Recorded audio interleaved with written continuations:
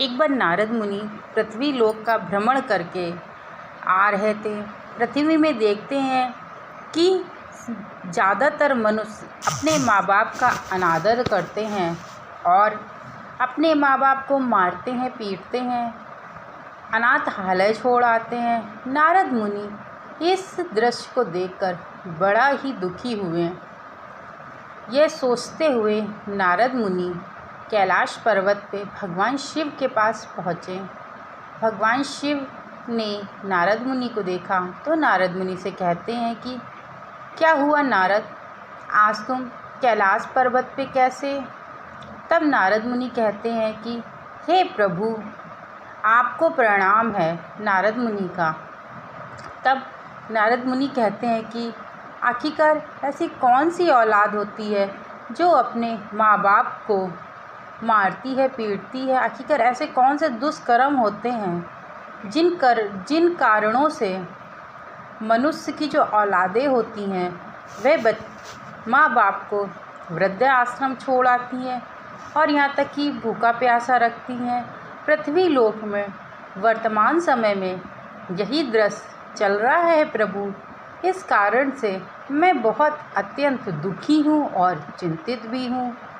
तब भगवान शिव जी कहते हैं कि हे नारद, तुम कदापि चिंता करने की आवश्यकता नहीं है। कुछ ऐसे कारणों की वजह से मनुष्य के बच्चे जो होते हैं दुष्कर्म के शिकार होते हैं और मनुष्य अपने बच्चों को पालने पोसने में कोई ना कोई कमी करता है। इन कारणों से भगवान शिव कहते हैं कि इस कारण से मनुष्य अपने माता पिता का मान सम्मान नहीं करता है। हे नारद, मैं तुमको यह सब बातें एक कहानी के माध्यम से सुनाता हूँ जो कि बहुत महत्वपूर्ण है। यदि वर्तमान समय में कोई मनुष्य या माँ बाप या बच्चे कोई भी सुनता है तो इस कहानी को सुनने से उनके जीवन में प्रभाव ज़रूर से ज़रूर पड़ेगा और उनको एहसास होगा कि वो कौन सी भूल करते हैं अपने माँ बाप को, जो इतनी दुष्कर्मों की तरीके से मारते हैं, पीटते हैं माँ बाप को और उनके क्या प्रभाव पड़ते हैं। तो चलिए मैं आपको एक कहानी के माध्यम से सुनाना प्रारंभ करता हूँ। एक राज्य में सूर्यवंश नाम का एक राजा रहा करता था। वह बड़ा प्रतापी और दानी राजा था। वह राज्य में किसी को भी दुखी नहीं रहने देता था। अपने राज्य का पूर्ण रूप से पालन किया करता था। उस राजा के एक बहुत सुंदर पुत्री थी। पुत्री जो थी वो बहुत ही हटिल स्वभाव की थी, यानी कि बहुत घमंडी स्वभाव की पुत्री थी। जब तक छोटी थी तब तक को कोई बात नहीं है, लेकिन जैसे जैसे बड़ी होने लगी वैसे वैसे उस लड़की को, यानी कि राजा की पुत्री को, उस अपनी खूबसूरती और अपने पैसों पे बड़ा ही घमंड होने लगा। वह हर एक व्यक्ति का अपमान करती थी। तब राजा ने विचार किया, चलो अब मेरी पुत्री विवाह योग्य हो गई है, अब मुझे अपनी पुत्री के लिए कोई ना कोई वर ढूंढना चाहिए। तब राजा ने अपने सभी मंत्रियों को बुलाया। मंत्रियों ने पंडितों को बुलाया। बुलाने के बाद मंत्री से कहते हैं कि पंडितों से कहो कि मेरी पुत्री के लिए सुयोग्य वर ढूंढ करके लेकर के आए। तब सभी पंडित तैयार हो जाते हैं, कहते हैं ठीक है राजा जी, मैं आपकी पुत्री के लिए सुयोग्य वर ढूंढ करके लाऊंगा। फिर वह पंडित चले जाते हैं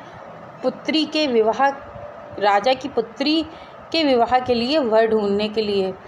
एक से बढ़ के एक पंडित राजा की पुत्री के लिए विवाह योग्य वर ढूंढ करके लाते हैं। बात भी होती है, पर ऐसे ही करती रहती है कि पुत्री जो राजा की होती है वह बहुत घमंडी स्वभाव की होती है। इस कारण सभी लोगों का अपमान करती रहती है और सबका दुरादर करती रहती है। तो इस कारण से बहुत सारे रिश्ते आते हैं और उसका विवाह नहीं होता है। फिर राजा एक सोच में पड़ जाता है। राजा सोचने लगता है, अगर यदि यह ऐसा ही चलता रहा तो मेरी पुत्री तो अविवाहित ही रह जाएगी। तब राजा ने एक बार विचार किया कि चलो क्यों ना अपनी बेटी का मैं स्वयंवर रखता हूँ। राजा ने अपनी बेटी का स्वयंवर रखा। स्वयंवर में एक से बढ़ के एक बलवान, एक से बढ़ के एक धनवान राजा स्वयंवर में आए थे। राजा की पुत्री सुंदर तो बहुत ही थी। जैसे ही स्वयंवर प्रारंभ होने लगा और राजा की पुत्री अपनी सहेलियों के साथ आई स्वयंवर में वरमाला लेकर के, राजा की पुत्री जैसे ही एक राज्य के पास जाती उसका बड़ा ही अपमान करती। एक स्वयंवर में माला वर लेकर के जाने के बाद उससे कहती है कि देखो, इसको देखो, ये आया है मुझसे बड़ा शादी करने वाला, शकल का न सूरत का, मुझसे शादी करेगा। इतना कह के फिर एक दूसरे व्यक्ति के पास जाती है तो कहती, देखो ये तो झोली बाबा जैसा आया है मेरे से विवाह करने के लिए, इसकी दाढ़ी तो देखो कितनी बड़ी बड़ी है, ये तो बिल्कुल बकरे जैसा लग रहा है। इतना कह के धीरे धीरे करके सभी जो राज्य के राजा जो होते हैं वह उठ करके जाने लगते हैं, क्योंकि हर एक राजा का उस राजा की पुत्री जो थी वो बहुत अपमान कर रही थी हर एक राजा जो विवाह करने के लिए आया हुआ था। यह दृश्य को देख के जिस व्यक्ति को बकरा बोला था वो भी राजा उठ के वहाँ से चला जाता है, परंतु वह रानी के प्रेम में मोहित हो जाता है। उसके मन ही मन में यह विचार आ जाता है कि विवाह तो मैं इसी कन्या से करूँगा, लेकिन फिर उसके बाद कुछ नहीं सोचता है। वह भी वहाँ से उठ करके चुपचाप चला जाता है और राजा की पुत्री से कुछ नहीं कहता है। उसी स्वयंवर में ही राजा को बहुत गुस्सा आता है, बहुत क्रोध होता है और बहुत ज़्यादा अपमानित महसूस करते हैं राजा।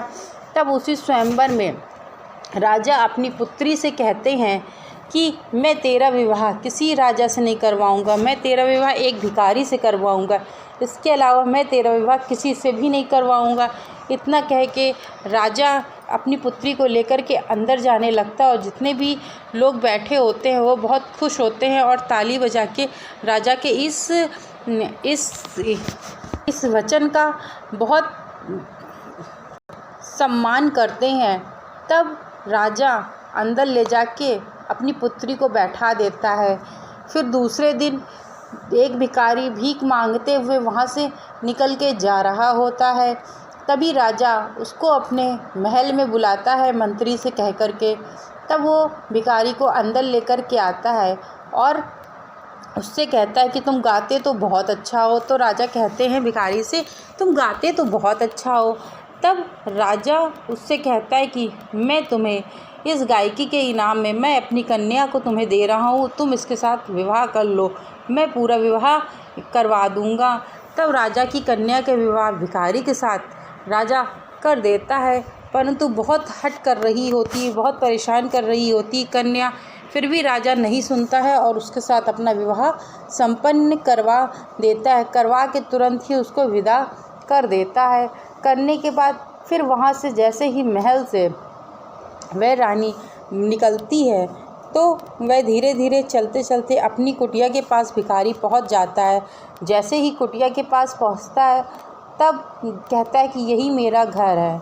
फिर आगे चल रहा होता है तो वहाँ पे रानी कहती है कि ये बाग बगीचे किसके हैं, इतनी सुंदर खेत उपवन किसका है।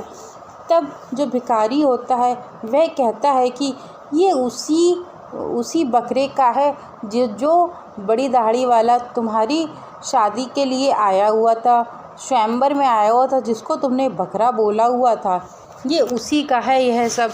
इतना कह के रानी बड़ी ही लज्जित होती है उससे। तब भिखारी कहता है कि तुम्हारी ही किस्मत फूटी थी, जो तुम्हारे अंदर इतना अपमान भरा हुआ था, इतना गुस्सा भरा हुआ था और बहुत अहंकार था, तुम्हारे कर्मों का फल ही तुमको मिल रहा है, जो मेरे साथ तुम्हारा विवाह हो गया है। अगर तुम उस बकरे से विवाह कर लेती तो आज तुम इस गांव की बल्कि यहाँ की सब चीज़ तुम्हारी होती और तुम उसकी रानी कहलाती। ये पश्चाताप करते हुए फिर रानी आगे चलने लगती है। जैसे ही आगे चलती है तो एक सुंदर सा बगीचा होता है, बहुत सुंदर सा बगीचा होता है। तब रानी कहती है कि ये किसका बगीचा है भिखारी से। तो भिखारी कहता है कि ये बगीचा भी उसी राजा का है जिसको तुमने बकरा कहा हुआ था। तब रानी कहती मैं थोड़ी देर यहाँ पे बैठ लूँ। तो भिखारी कहता है कि बैठ तो लो, लेकिन जल्दी शीघ्र से यहाँ निकलो, नहीं तो अगर उस राजा के सिपाहियों ने देख लिया तो हम लोगों को लज्जित करके यहाँ से भगा देंगे। तब भिखारी वहाँ से निकल पड़ता है। निकलते निकलते वह अपनी झोपड़ी में यानी कि घर के पास पहुँच जाता है। जैसे ही झोपड़ी देखती है रानी कहती ये क्या है।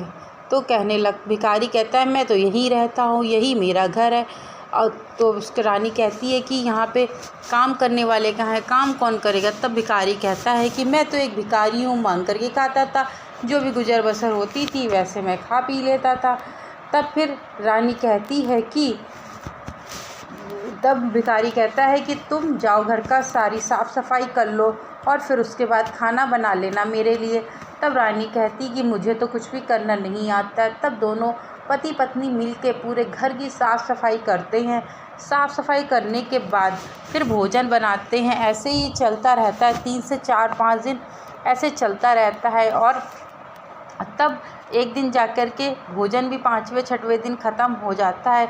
तब वह भिखारी अपनी रानी से कहता है कि आज तो भोजन भी नहीं होगा, हमें जल्दी से जल्दी कुछ ना कुछ कार्य ढूंढना ज़रूर होगा। तब भिखारी सोचने लगता है कि मैं क्यों ना इनको आम तोड़ के दूंगा और ये जा कर के आम बेच कर के आएंगी। तब इतने में वह भिखारी उसी रानी से कहता है कि मैं तुम्हें आज से आम तोड़ के दूंगा, तुम इसको टोकरी में ले जा कर के बेच कर के आना। तब रानी जो होती है वह कहती है कि मैं कैसे बेच के आऊँगी, भला मैं कैसे आम को बेच सकती हूँ, मैंने कभी ऐसा कुछ किया नहीं है। तब भिखारी कहता है कि नहीं कर सकती तो भूखे मरो। तब रानी सोच में पड़ जाती, फिर कहती है कि चलो ठीक है। फिर रानी जो होती टोकरी में ले कर के आम को जाती है और बेच रही होती है। धीरे धीरे शाम होने लगती है और सारे आम उसके फिनिश होने वाले होते हैं, मतलब ख़त्म होने वाले ही होते हैं। जैसे ही आम ख़त्म होने वाले होते हैं वहाँ पे एक मंत्री आता है, वो कस के टोकरी में लात मारता है और उसके जितने भी आम बचे होते हैं सब फूट जाते हैं। तब मंत्री से रानी कहती है कि तुम्हें आम में टोकरी में लात मारने की क्या आवश्यकता थी।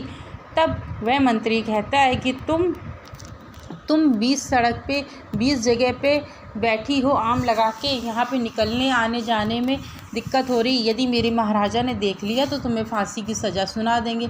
इतना सुनते ही वह रानी जो होती आम जो बचे हुए थे उनको उठा करके अपने घर लेकर के चली जाती है। जैसे ही पहुँचती है तो भिखारी को बताती है कि सारी घटना सुनाती है। तब भिखारी कहता है कि तुम भी तो हो, बीच में जाके आम की दुकान लगाओगी तो वहाँ भीड़ इकट्ठा होगी, तो ऐसे तो दिक्कत होगी।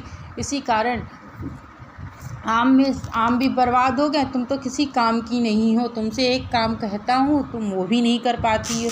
इतना सुन के रानी की आंखों में आंसू आ जाते हैं और वह रोने लगती है। फिर कुछ नहीं, फिर भिखारी कहता है चलो अच्छा ठीक है, मैं तुम्हारे लिए दूसरे काम के लिए बंदोबस्त कर दूँगा। तब इतना कह के वो राजा के महल में जाता है और पता करता है तो एक रसोइये की जगह खाली होती है। तब लौट करके आके बात करके लौट करके आता है, अपनी पत्नी को यानी कि रानी को बताता है कि मैं तुम्हारे लिए एक काम ढूंढ करके आया हूँ। तो वह कहती है कि कौन सा है। तब कहते हैं ये जो महाराजा हैं उनके घर में रसोई घर में तुमको काम करना है। तो वह करने के लिए तैयार हो जाती है। भिखारी कहता है कि इससे अपना दिन का खाना भी अच्छा चलने लगेगा और हम लोग भूखे भी नहीं रहेंगे और अपनी गृहस्थी भी चलने लगेगी। ये सोचते हुए वह रानी जो होती वह वहाँ काम करने के लिए तैयार हो जाती है। और जैसे ही सुबह होती है वह अपना तैयार होकर काम करके राजा के महल में चली जाती है काम करने के लिए रसोई घर में। जैसे ही रसोई घर में काम करना प्रारंभ करती है काम करती है। फिर शाम होती है तो जो बचा हुआ खाना होता है उसको लेकर के राजा के भिखारी के पास लेकर के आ जाती है। दोनों पति पत्नी बैठ के भोजन ग्रहण करते हैं। फिर दूसरे दिन फिर ऐसे काम चलने लगता है। तो एक दिन राजा के महल में बहुत उत्साह हो रहा था, बहुत ज़्यादा उत्साह मनाया जा रहा था। मानो ऐसा लग रहा था कि किसी घर में शादी हो, विवाह हो या फिर कोई अच्छा सा फंक्शन हो। इतना देख कर के रानी की आंखों में आंसू भर आ जाते हैं। फिर वह अपना काम करने लगती है। यह सोचती है कि मेरे भी राज्य में ऐसा हुआ करता था, मेरे पिताजी भी ऐसे ही किया करते थे। इतना सोच करके दुखी मन से वह सारा काम करना प्रारंभ कर देती है। और फिर वह खड़े होकर देख रही होती है, जो खाना बचा हुआ होता है वह दासियां लेकर के आती हैं, उसको दे देती हैं, कहती हैं कि जाओ अब तुम्हारा काम ख़त्म हो गया। इतना जो बचा हुआ भोजन लेकर के रानी आ ही रही होती है कि तभी एक मंत्री आता है, उसको रोक लेता है। रोकने के बाद उससे कहता है कि तुम यहाँ क्या कर रही हो, तुम यहाँ से जाओ। तब रानी बहुत ज़्यादा सहम सी जाती है। तब उस राजा की शक्ल को देखती है तो वो समझ जाती कि ये वही दाढ़ी वाला बकरा है जिसको मैंने बोला हुआ था। ये सोच कर के वो बहुत दुखी होती है और सोचती आज मुझे तो लग रहा है ये मुझे सज़ा ज़रूर देगा।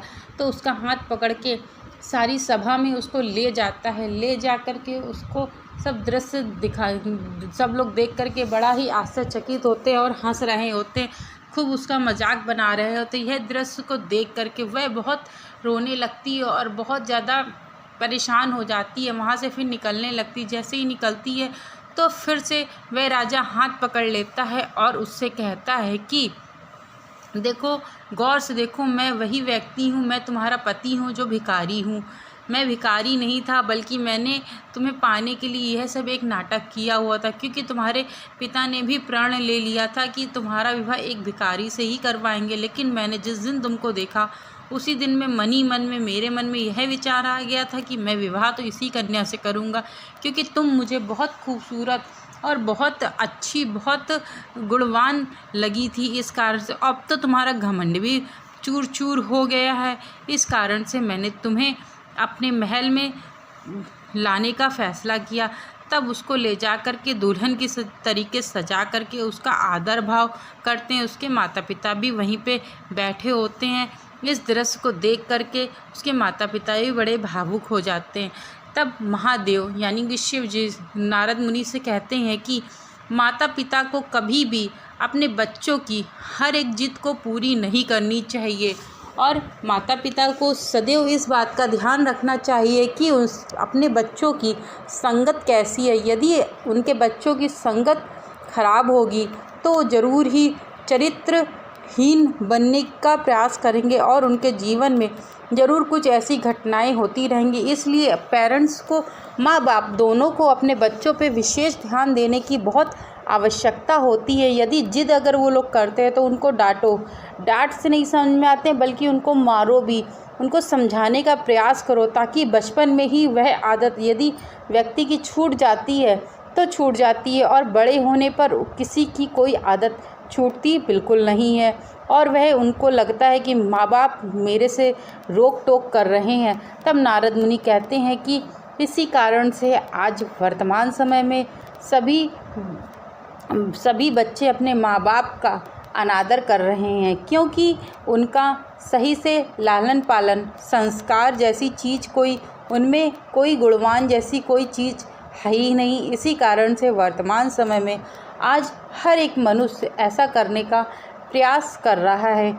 मित्रों, मेरे द्वारा सुनाई गई यह कथा आप लोगों को अच्छी लगी हो तो चैनल को लाइक, शेयर, सब्सक्राइब करना मत भूलिएगा। और आपसे एक छोटा सा निवेदन है, यदि आप लोगों को ये कथा जो मैं डालती हूँ वीडियो के माध्यम से आप लोगों को थोड़ी सी भी अच्छी लगती है तो आपसे एक छोटा सा निवेदन है, प्लीज़ आप लोग रिप्लाई ज़रूर से ज़रूर किया करिए। आपको अच्छी लगती तब भी रिप्लाई कर दिया करिए, नहीं अच्छी लगती तब भी रिप्लाई कर दिया करिए, ताकि मुझे भी तो इस बात का एहसास हो कि मैं जो चीज़ मैं बता रही हूँ क्या आप लोगों को पसंद आ रही है कि नहीं आ रही है। और यदि पसंद आ रही है तो मैं इसी चीज़ को कंटिन्यू रखती हूँ, नहीं तो मैं फिर विचार करती हूँ शायद। इस कारण से आपसे एक छोटा सा निवेदन है, आप लोग सब्सक्राइब करिए, लाइक करिए और शेयर करिए, और नीचे बेल आइकन उसको ज़रूर से ज़रूर क्लिक करिए ताकि नोटिफिकेशन आपको मिलती रहे। Thank you so much video को वॉच करने के लिए।